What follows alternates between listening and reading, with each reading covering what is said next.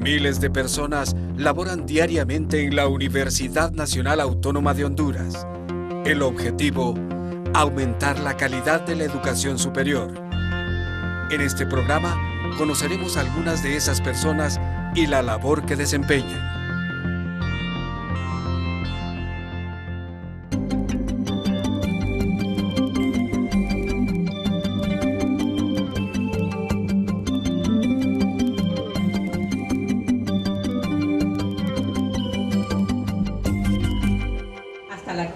Y afortunadamente hoy ya podemos decir contamos con un centrito totalmente equipado para poder tener lo necesario para apoyar la investigación científica. A mí me parece... Debido a las mentiras y la manipulación de las noticias en los periódicos, la radio y la televisión, la investigadora Leticia Salomón, directora de investigación científica de la Universidad Nacional Autónoma de Honduras, decidió no leer ni escuchar lo que estos publican. Con unos 30 libros publicados a lo largo de su vida, la señora Salomón se ha ganado el prestigio de ser una de las investigadoras con mayor credibilidad en el país. En una de esas investigaciones, descubrió que los poderosos utilizan la prensa para conseguir sus fines y mantener engañada a la población. Y lo tratamos de ver en dos lados. Primero, qué hacen los políticos desde el gobierno para cooptar o neutralizar a la prensa y qué es lo que hace la prensa desde lo suyo para conseguir favores del gobierno. Entonces nos metimos a ver un poco la utilización y a veces manipulación de los propios medios para tratar de afectar algunas figuras políticas o de conseguir contratos efectivamente dentro del gobierno. Y esto lo hicimos analizando periódicos, especialmente todas esas columnas de chismes que tienen los periódicos, programas de radio que fueron monitoreados durante 3 o 4 meses cada uno de ellos, columnas de programas de televisión, de tal manera que nos permitió hacer un análisis de contenido y particularmente vincular lo que ahí se decía con los intereses de los gobernantes de la época. Y eso nos permitió sacar algunas conclusiones bastante interesantes que nos permitió informar o proporcionar conocimiento de qué es lo que pasa en ese mundo complicadísimo del poder y cómo se inserta dentro de ello la prensa. Algunas de esas conclusiones que usted sacó y pudo obtener que el público debería saber. Bueno, pues yo diría que una de ellas es el derecho ciudadano a escuchar información objetiva y veraz. Este derecho no se cumple en nuestra sociedad porque la información que se reproduce a través de los medios, cuando son utilizados con un propósito político, es utilizarlos para manipular la misma y poder conseguir lo que se quiere. Yo he sido una usuaria de los periódicos durante muchos años, inclusive ese primer libro que yo saqué sobre Fuerzas Armadas, pasé un año metida en la Biblioteca Nacional revisando lo que la prensa escrita sacaba sobre los militares y fue un instrumento valiosísimo para poder hacer la investigación. Sin embargo, de un tiempo para acá, yo misma he desistido y les digo a las demás personas que desistan, porque si nosotros tomamos un periódico o cualquier otro medio de comunicación, la información que se transmite a través de ellos es radicalmente distinta y se refiere a un mismo hecho. Mientras unos dicen una cosa, otros dicen otra cosa y cada quien la manipula a su antojo. Entonces ya no es fuente de información, es fuente de manipulación. Luego de estos descubrimientos, la señora Salomón tomó la decisión de no informarse, o más bien desinformarse con los medios de comunicación hondureños. Los libros publicados por Leticia Salomón desarrollan temas sobre violencia, corrupción, rendición de cuentas y las Fuerzas Armadas. Me gusta la sociología en general, pero muy en particular la sociología política. La sociología de por sí es una ciencia que estudia los grupos sociales, cómo funcionan, cómo surgen, cuáles son sus intereses, sus formas de expresión, cómo inciden a nivel del Estado en las decisiones políticas, cómo influyen en la creación de una cultura política democrática o autoritaria. Eso me fascinó desde que comencé a estudiarlo, y más todavía cuando yo empecé a estudiar el tema de defensa, las Fuerzas Armadas, que ese fue el tema tema mío y sigue siéndolo todavía, al igual que muchos investigadores de América Latina. Me interesé en ver un poco todo el proceso de desarrollo de las Fuerzas Armadas, me dediqué a eso, me gustó y después fui evolucionando también en esos distintos temas. Y ese tema de las Fuerzas Armadas y de la sociología política, ¿cuál es lo sabroso del tema? Usted sabe que ese es un tema que nosotros lo hemos sentido y lo seguimos sintiendo a diario. Todas las personas se sienten analistas de su propio entorno, voltean a ver lo que hay, pero no terminan de entender exactamente qué fue lo que pasó. ¿Qué pasa? ¿A qué se debe? ¿Por qué actúan así? ¿Qué tamaño tienen? ¿Cuánto financiamiento reciben? ¿Cuáles son sus funciones constitucionales? ¿Cuáles no las son? Pero eso es un tema muy elaborado, muy especializado. Entonces de repente yo empecé a estudiarlo y particularmente ver esos procesos de evolución que nos llevaban a ver cómo en los años 60 las Fuerzas Armadas fueron esencialmente represivas, se les conocía en América Latina como gorilas, los gorilas, porque no reaccionaban más que con la fuerza para reprimir a la sociedad.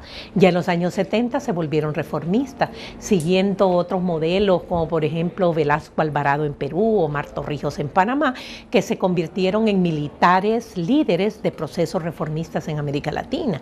Aquí también se produjo en los años 70 con el gobierno de López Arellano, hasta que llegan los años 80 de crisis regional, se vuelve otra vez a un papel muy represivo de las Fuerzas Armadas. Entonces esos encuentros y desencuentros a mí me parecieron fascinantes y sobre todo tratar de estudiarlos, abonar al conocimiento y particularmente expresar de manera sencilla lo que está pasando en nuestro país. Y en cuanto a esto, licenciada, ¿qué está pasando entonces en nuestro país en cuanto a las Fuerzas Armadas y la política? Bueno, pues le voy a decir que nosotros hasta antes del golpe de Estado, nosotros éramos un país abanderado, líder en el proceso de reformas en el sector defensa. Por ejemplo, nosotros eliminamos el servicio militar obligatorio antes de que lo hiciera Argentina y de que lo hiciera España. Y eso nos colocaba a nosotros como un ejemplo de las cosas que se podían realizar. Inclusive el proceso de reforma de las Fuerzas Armadas fue muy intenso en nuestro país. Yo participé inclusive en el proceso de elaboración del Libro Blanco de Defensa Nacional por parte de las Naciones Unidas, que era un intento de volver transparente lo que estaba ocurriendo en las Fuerzas Armadas. Este fue un proceso muy bueno, diría yo. Se sentían que las Fuerzas Armadas se iban profesionalizando, pero con el golpe de Estado dieron un salto hacia atrás. Hubo un retroceso que fue muy negativo para la profesionalización de las Fuerzas Armadas y en la actualidad les plantea nuevos retos, cosas que tienen que hacer para recuperar la credibilidad perdida y particularmente para volver a desempeñar las funciones básicas de ello, que es la defensa de la integridad y soberanía territorial y no la represión de la protesta social. Usted dice que fue un aspecto muy negativo. ¿Por qué? Porque las Fuerzas Armadas, por definición de la propia Constitución y por su origen, son las encargadas o llamadas a defender la integridad de las fronteras terrestres, marítimas y aéreas ante cualquier invasión o atentado contra nuestra propia soberanía. Ese es el papel de ellos para el cual están preparados, para el cual deben entrenarse. Pero a raíz de todo el auge de la Guerra Fría en los años 60 hasta el 80, cuando finaliza en 1989 con la caída del muro de Berlín, las Fuerzas Armadas fueron asumiendo un papel distinto y el papel de ellos era reprimir a los críticos y a los cuestionadores del orden social, era defender al Estado por encima de la sociedad y eso hizo que las Fuerzas Armadas se fueran visualizando como un instrumento al servicio de los grupos empresariales y de los grupos políticos dominantes. Entonces, eso fue muy negativo. Las Fuerzas Armadas en América Latina se dieron cuenta de este proceso y empezaron procesos reformistas de profesionalización, de transparencia, de apertura, de formación en derechos humanos, de formación en Estado de Derecho, en cultura política democrática y podemos hoy ver Fuerzas Armadas como la de Argentina, que a pesar de haber venido de una guerra turbulenta en los años 80 con una política de desaparecidos, cuenta en la actualidad con una gran legitimidad ante la sociedad, cosa que no ha ocurrido con las Fuerzas Armadas nuestras después del golpe de Estado.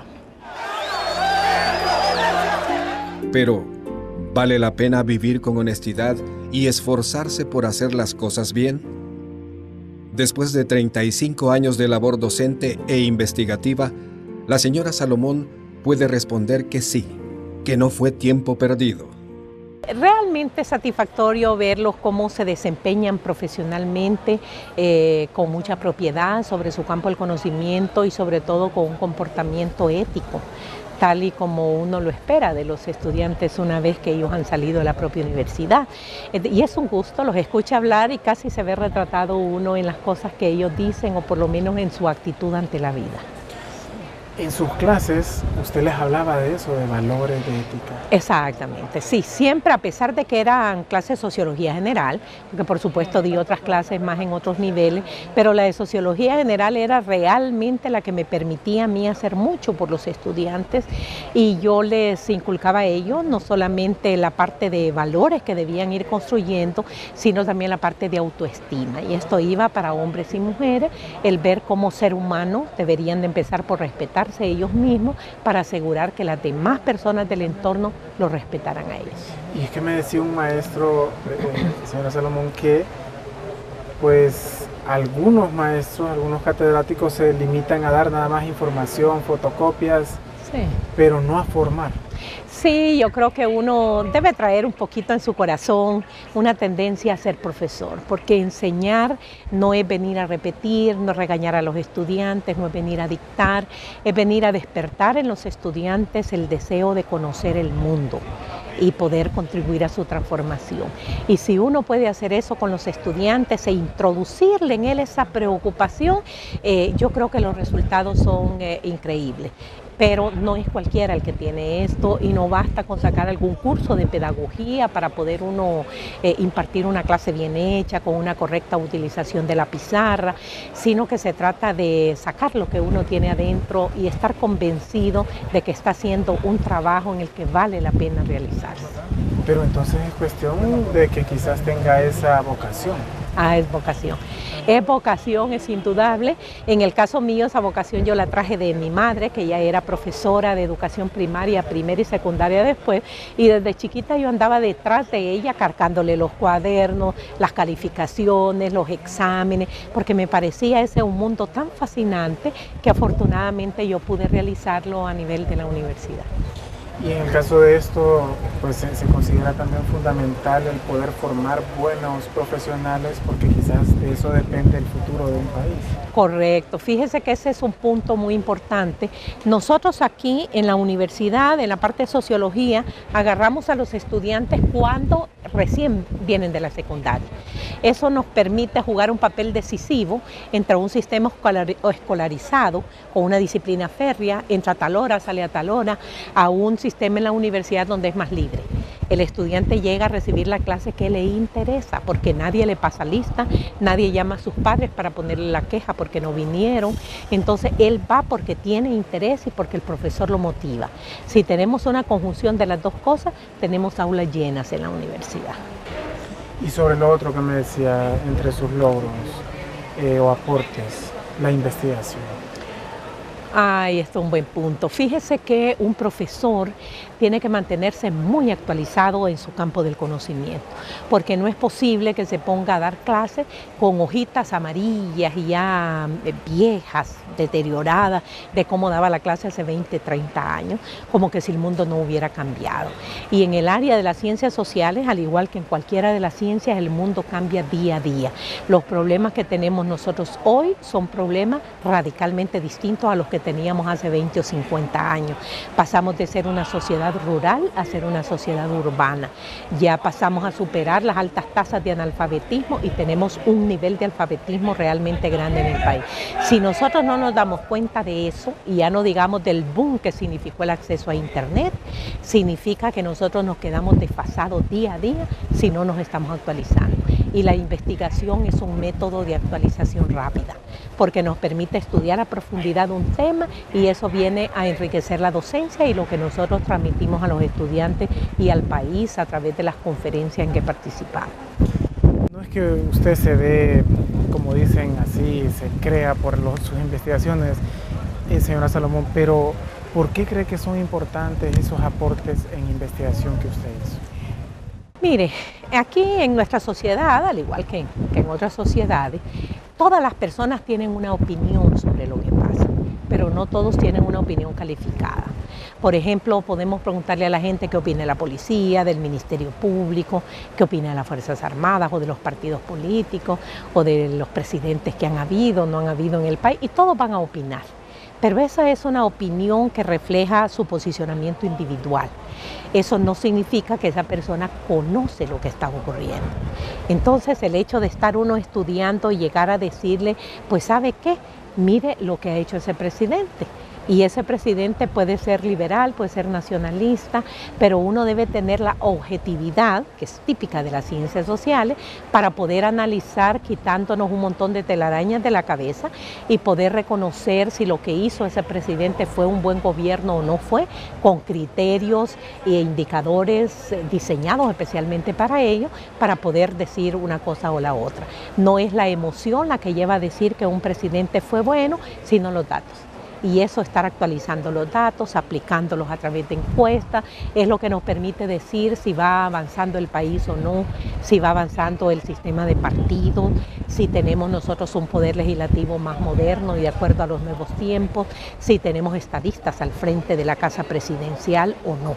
Entonces, esa es la contribución que yo hago, al igual que las hacen los cientistas sociales en otros campos del conocimiento. ¿Tenemos estadistas en este momento al frente de la presidencia? No, desafortunadamente, ni en este momento ni en momentos anteriores. Desafortunadamente en nuestro país cualquiera cree que puede llegar a ser presidente sin tener las competencias necesarias.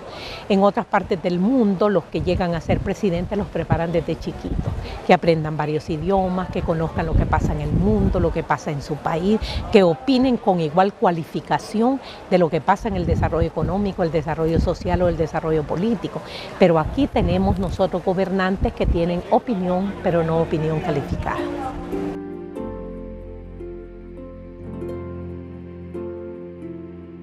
Al conocer tan de cerca la labor de un maestro, Leticia Salomón comparte algunas experiencias de su labor como docente. 1. Respeten a los alumnos. 2. Es urgente mejorar la calidad de la educación en secundaria. Y 3. Explotar al máximo una valiosa herramienta educativa, Internet. Yo siento que el estudiante merece o debe merecer todo el respeto del profesor. Vamos a ver. Él viene con una deformación de la secundaria. En la secundaria no lo preparan para ser un estudiante universitario, viene con muchos vicios y deformaciones, no sabe cómo hacer las cosas, no sabe cómo estudiar, cómo ser responsable. Y el profesor, en lugar de tener una actitud más bien represiva con relación a lo que él hace, debe tener una actitud mucho más comprensiva. Y esto le puede permitir a él detectar la potencialidad que tienen los estudiantes para hacerlo, y muy en particular un elemento que es fundamental, y es el acceso que tienen los estudiantes ahora a Internet. Eso no existía antes. En la generación nuestra nosotros estudiamos con papel y lápiz y libros y fotocopias, nada más. Hoy los estudiantes tienen la posibilidad de entrar a las principales bibliotecas del mundo, sacar los textos más elaborados, conocer a los genios o a los premios Nobel en las distintas disciplinas científicas, y eso les da una ventaja a ellos sobre los profesores. Entonces los profesores deben de tener la humildad suficiente para reconocer eso y tratar entonces de aprovechar al máximo esa posibilidad e involucrarlos en tareas, búsquedas, investigaciones por Internet, en la que quizás muchos profesores no tienen esas habilidades. Ese yo creo que es un punto que es fundamental. Y lo otro es preparar valores ciudadanos a los estudiantes. Cómo hacer para que se formen como estudiantes universitarios, pero sobre todo como ciudadanos de nuestro país. Eso significa una persona que tenga conciencia de sus derechos, de sus obligaciones y que pelee por los mismos. Es decir, que sepa que tiene obligaciones para el país y para la sociedad, pero que también tiene derechos, y que el Estado y la propia sociedad están obligados a respetárselo y a respetarlo en su diversidad, porque todos tenemos diversidad política, ideológica, sexual, y todo mundo merece ser respetado. Entonces, el poder trasladarle esto a los estudiantes es muy positivo. Nosotros como profesores tenemos ese papel de influir en los estudiantes. Uno de estudiante ve al profesor y de repente lo magnifica, ve en él inclusive muchas más cualidades y atributos de lo que tiene, pero el verlo significa una buena dosis de admiración. Si esto se complementa con una buena actitud del profesor, puede llegar a ser un ícono, un elemento cuyo comportamiento debe imitarse y debe seguir. Entonces yo siento que si hacemos eso, lo estaríamos haciendo bien, porque nosotros estamos recibiendo un producto del sistema educativo, particularmente a nivel secundario, que no llena con las expectativas.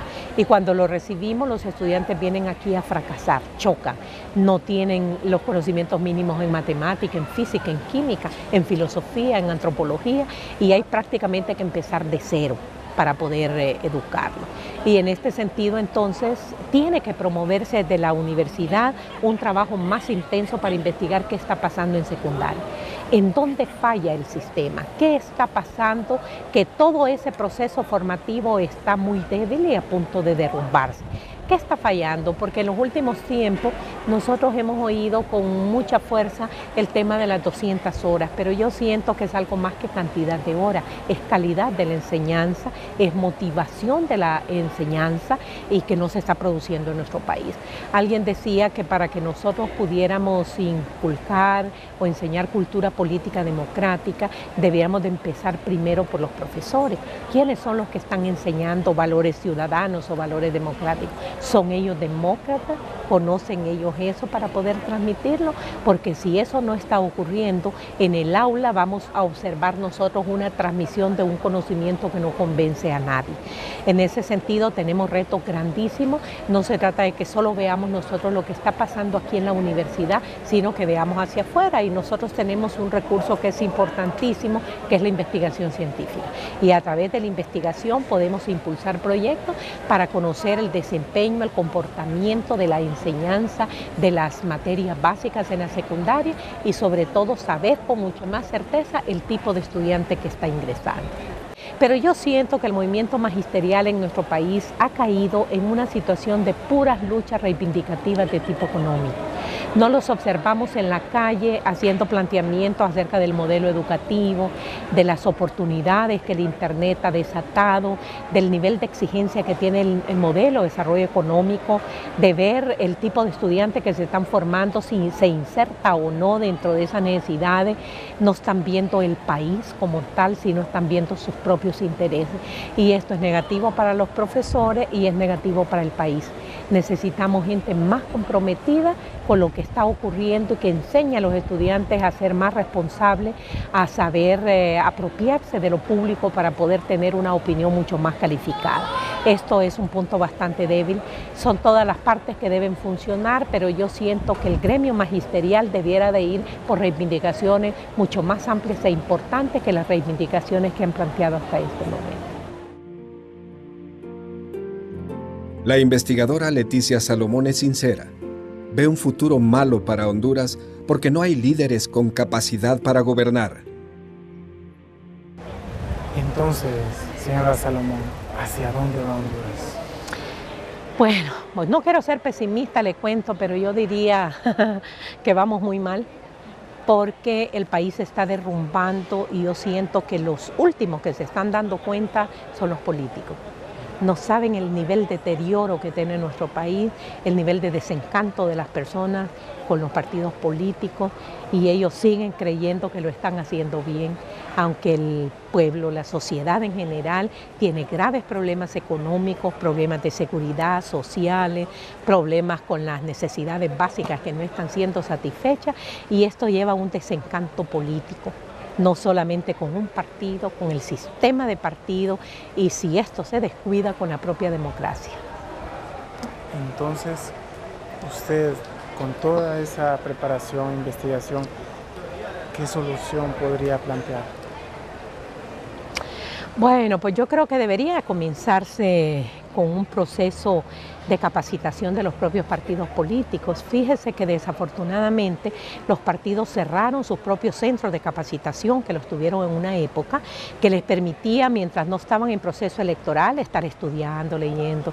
Yo misma, hace unos 20, 25 años, yo iba al Partido Liberal y Nacional a darles charlas, conferencias sobre temas de Fuerzas Armadas, de partidos políticos, y yo miraba con sumo interés cómo leían los documentos, preguntaban, participaban, pero un buen día cerraron eso y dijeron no necesitamos nada más, y yo creo que fue un error, porque todo este proceso de capacitación, de estar al día, les permite a los partidos políticos enterarse de lo que está pasando y formular un posicionamiento propio con respecto a las soluciones que demanda nuestra sociedad. Por otro lado, tenemos que generar una actitud más crítica de parte de la sociedad para que trate de reivindicar su propio derecho y de apropiarse de lo público como propio. Velar por lo público, saber que lo público es nuestro, no solamente de los políticos, sino que todos nosotros tenemos derecho a reclamarle a aquellos cuyos sueldos lo ganan con los impuestos que nosotros pagamos. Para finalizar esta entrevista, la señora Salomón nos relata algunas de sus intimidades y anécdotas de su vida. Primero, nos revela que estudió la carrera de economía, pero se dio cuenta que realmente no le gustaba. Sin embargo, gracias a este temprano desencanto, descubrió que le apasionaba la investigación. No me entusiasmaba demasiado lo que había estudiado y me fui a sacar una maestría a Costa Rica en sociología. Entonces terminé sociología y específicamente sociología política, y eso me ha permitido a mí dedicarme a temas de investigación en esa área del conocimiento. Me entusiasmó más la investigación y eso me permitió a mí irme a Costa Rica, desarrollar una línea de investigación en temas de defensa y de seguridad que son los míos, y bueno, al regresar aquí a la universidad a trabajar como profesora, también me desarrollé como investigadora en esa línea de investigación. Con una sonrisa en los labios, nos dice que antes de convertirse en actriz, aunque no profesional, fue una niña pero muy tímida, y para muestra un botón. Sabe que yo toda la vida fui muy introvertida, pero muy introvertida. Entonces, una vez siempre fui la buena alumna de los grados, de la secundaria, me ganaba las medallas, pero una profesora me asignó alguna vez que yo declamara un poema en un acto cívico. Y yo pasé como un mes estudiándome el tal poema, y llegué, me paro enfrente y cuando veo a toda la escuela en pleno, me quedo sin habla y salí corriendo sin parar hasta llegar a mi casa. Eso fue terrible, pero me obligó a meterme una idea en la cabeza: yo tengo que cambiar. Y cuando vine aquí a la universidad, lo primero que hice fue meterme en un curso de teatro que se daba en esa época. Nos enseñaron a vocalizar, a saber hablar, a tener potencia en la voz para que nos escucharan y sobre todo a tener mucha soltura. Trabajé en unas cuantas obras de teatro y ahora más bien me tienen que parar. Ahora, ¿recuerda el poema? Mire que no. De Juan Ramón Molina, Péscame una sirena, pescador sin fortuna. Fue terrible. ¿Y en qué obras ha salido de teatro? Mire, aquí hubo un famoso actor español casado con una hondureña que desarrolló una obra que se llamaba Oficio de Hombres. Y esa fue una obra muy crítica que viajó por todo Centroamérica. Tuve la oportunidad de conocer algunos escenarios en Costa Rica, Guatemala, donde estuve de actriz pues, en esa época, antes de convertirme en una seria profesora universitaria. Qué cambio, ¿verdad? Radicalmente, todavía algunos compañeros sacan algunas fotografías de la época y sobre todo de las modas de entonces, los hot pants, las falditas cortas. Decía, esta era la profesora. No podían creerlo. Muchas gracias, Leticia. ¿Cómo no? Para servirles, muchachos.